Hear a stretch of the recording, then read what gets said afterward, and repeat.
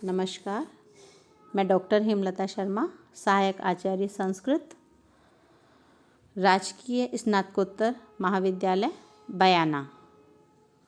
आज हम जैन दर्शन का अनेकांतवाद का अध्ययन करेंगे। अनेकांतवाद का अध्ययन करने से पूर्व जैन दर्शन के विषय में संक्षिप्त जानकारी प्राप्त करेंगे। जैन दर्शन को नास्तिक दर्शन कहा जाता है। इसके आदि प्रवर्तक महर्षि ऋषभदेव हैं। जैन दर्शन में 24 तीर्थंकर हुए, जिनमें प्रथम ऋषभदेव और अंतिम महावीर स्वामी। महावीर स्वामी का जन्म 599 ईस्वी पूर्व में हुआ था। इनके बचपन का नाम वर्धमान था। इनके पिता सिद्धार्थ वाणिज्य गणराज्य संघ में ज्ञात्रिक कुल के प्रधान थे। बचपन में वर्धमान का जीवन राजकुमार के समान व्यतीत हुआ, किंतु बाद में इनके हृदय में विरक्ति उत्पन्न होने लगी और वे संन्यास धारण कर भिक्षु बन गए। इस काल में इन्होंने घोर तपस्या, शारीरिक यंत्रणा तथा आत्महनन आदि माध्यमों से ज्ञान प्राप्त करने की भरसक चेष्टा की। 12 वर्ष के पश्चात इनको कैवल्य ज्ञान प्राप्त हुआ। इनको अपनी इंद्रियों को जीतने के कारण जिन तथा तपस्वी जीवन में महान पराक्रम प्रदर्शित करने के कारण महावीर कहा जाने लगा। फिर इन्होंने अपने धर्म का प्रचार प्रसार प्रारंभ किया। जैनों ने विश्व के प्राकृतिक तथा अप्राकृतिक स्वरूपों का विचार कर 7 प्रकार के मूल तत्वों का पता लगाया। इन्हीं मूल तत्वों से जगत के समस्त वस्तुओं का परिणाम होता है। ये मूल तत्व हैं जीव, अजीव, आश्रव, बंध, संवर, निर्जरा तथा मोक्ष।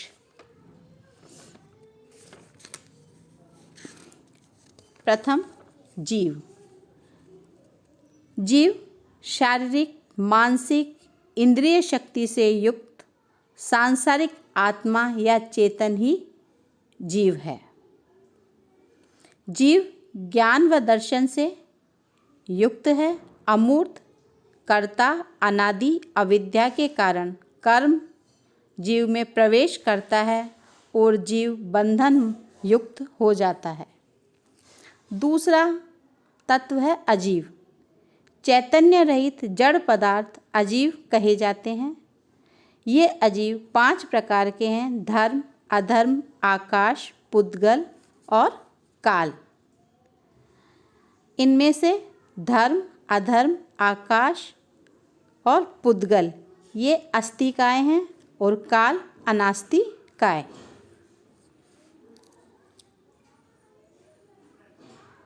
तीसरा आश्रव। काय, वचन, मन, इन्हीं क्रियाओं के योग के द्वारा कर्म पुद्गल के जीव में प्रवेश करने को आश्रव कहते हैं। चौथा बंध। आश्रव के संपर्क से जीव का वास्तविक स्वरूप नष्ट हो जाता है और वह बंधन युक्त हो जाता है। पांचवा संवर। कार्मिक पुद्गलों को जीव में प्रवेश होने से रोकना ही संवर है। आश्रव व बंध को रोकना ही संवर है। छठा निर्जरा। जीव में पूर्व से विद्यमान कर्म पुद्गलों की नाश प्रक्रिया ही निर्जरा है।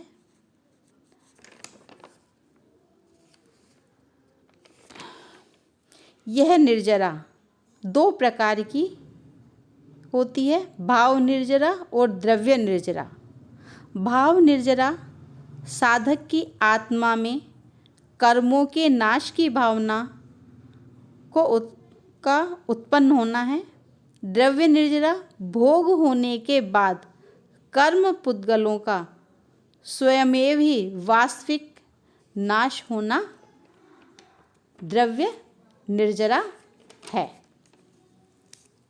मोक्ष तत्व अंतिम, यह राग द्वेष तथा मोह के कारण आश्रव होता है और तब ही जीव बंधन में फंस जाता है। तपस्या के द्वारा तथा नियमों के पालन करने से राग द्वेष आदि का नाश हो जाता है। फिर संवर तथा निर्जरा के द्वारा आश्रव का नाश होता है। इस प्रकार कर्म पुद्गलों से मुक्त होने से जीव सर्वज्ञ सर्वदृष्टा होकर मुक्ति का अनुभव करने लगता है। इस अवस्था को भाव मोक्ष या जीवन मुक्ति कहते हैं।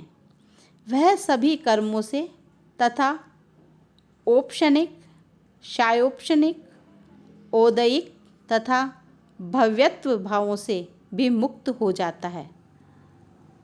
अलोकाकाश में धर्मास्तिकाय के न रहने के कारण जीव लोक के परे नहीं जा सकता और न पुनः वहाँ से लौटकर वह संसार में ही आता है। मुक्त जीव परमात्मा के साथ एक नहीं हो जाता, वह सिद्ध शिला में अनंत काल के लिए वास करता है। इसके बाद जैन दर्शन में दो प्रमाण माने गए। सिद्धसेन दिवाकर ने स्पष्ट कहा है कि प्रमाण तो वही ज्ञान है जो अपने को तथा दूसरों को बिना किसी रुकावट के प्रकाशित करे। दूसरा, उमा स्वाति के अनुसार वह यथार्थ ज्ञान जिसे जीव बिना किसी की सहायता से स्वयं प्राप्त करता है प्रत्यक्ष ज्ञान है। और दूसरा, अनुमान। नए प्रमाणों के अतिरिक्त जैन लोग दृष्टि के भेद से, जिसे वह नए कहते हैं, तत्वों के ज्ञान की विशेष रूप से पुष्टि करते हैं। इसलिए जैन दर्शन में नए का भी अपना स्वतंत्र स्थान है। जैनों ने प्रत्येक वस्तु में अनेक धर्म माने हैं।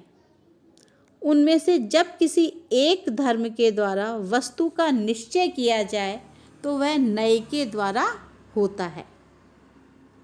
नए के दो मुख्य भेद हैं, निश्चय नए तथा व्यावहारिक नए। निश्चय नए के द्वारा तत्वों का वास्तविक ज्ञान प्राप्त होता है और व्यावहारिक नए के द्वारा विषयों का सांसारिक दृष्टि से ज्ञान प्राप्त होता है। जैनियों ने कर्मवाद, स्यादवाद तथा परिणामी नित्यत्ववाद को माना है। जैन मत में प्रत्येक द्रव्य पदार्थ परिणामी है। एक धर्म को छोड़कर दूसरा धर्म ग्रहण करता रहता है, इसलिए उसके गुण, उत्पाद और व्यय का नाश होता रहता है, किंतु उसका अपना स्वभाव द्रव्य गुण नष्ट नहीं होता।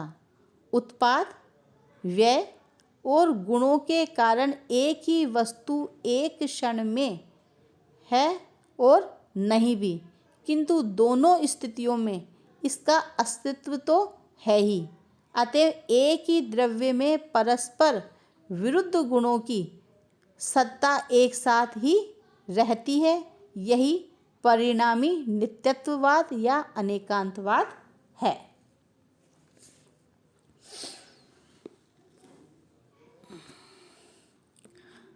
अनेकांतवाद और स्यादवाद में अंतर यही है कि अनेकांतवाद में अनेकांत धर्म की मुख्यता रहती है और अनेकांत को अभिव्यक्त करने के लिए स्यादवाद का आश्रय लिया जाता है।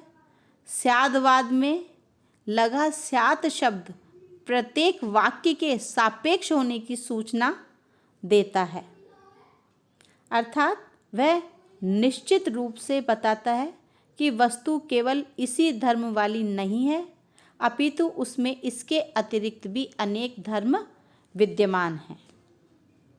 सप्तभंगी नय, एक वस्तु का यथार्थ ज्ञान प्राप्त करने के लिए अन्य वस्तुओं की संभावना की परीक्षा भी करना आवश्यक है। इस बात को जैन लोगों ने स्यात् अर्थात हो सकता है इस रूप में विचार किया है। वस्तु में अनंत धर्म होने पर भी जैनों ने उस वस्तु में केवल 7 प्रकार की संभावनाओं का विचार किया है। इसी को सप्तभंगी नय अर्थात निश्चय पर पहुँचने के लिए किसी बात को 7 प्रकार से विचार करना कहा है। इसमें पहला स्यात् अस्ति द्रव्यम, अर्थात किसी एक दृष्टि से वस्तु की सत्ता हो सकती है। दूसरा स्यात् नास्ति द्रव्यम, किसी दृष्टि से उसी समय उसी वस्तु की सत्ता नहीं भी हो सकती। तीसरा स्यात् अस्ति च नास्ति च द्रव्यम, अर्थात तीसरी दृष्टि से उसी समय वस्तु की सत्ता हो सकती है और नहीं भी हो सकती। चौथा स्यात् अवक्तव्यम द्रव्यम, अर्थात चौथी दृष्टि के विचार से वही वस्तु अवक्तव्यम है, क्योंकि एक ही समय में उसकी सत्ता का अस्तित्व और आदर्शन दोनों कहे जाने के कारण शब्दों के द्वारा ठीक ठीक उसके स्वरूप का निर्वचन नहीं हो सकता। पांचवा स्यात् अस्ति च अवक्तव्यम च द्रव्यम, पांचवी दृष्टि के विचार से वही वस्तु एक ही समय में हो सकती है और फिर भी अवक्तव्यम रह सकती है। छठा स्यात् नास्ति च अवक्तव्यम च द्रव्यम, छठी दृष्टि के विचार से वही वस्तु एक ही समय में नहीं भी हो सकती और फिर भी अवक्तव्य रह सकती है। और सातवां व अंतिम स्यात् अस्ति च नास्ति च अवक्तव्यम च द्रव्यम, सातवीं दृष्टि के विचार से वही वस्तु एक ही समय में हो सकती है, नहीं भी हो सकती है और तथापि अवक्तव्य रह सकती है। इन सभी अवस्थाओं में द्रव्य, क्षेत्र, काल तथा भाव इन स्वरूपों को लेकर भिन्न भिन्न अवस्था की संभावना की जा सकती है और वस्तु का पूर्ण परिचय प्राप्त करने का प्रयास किया जा सकता है। यही इस स्याद्वाद या अनेकांतवाद का उद्देश्य है।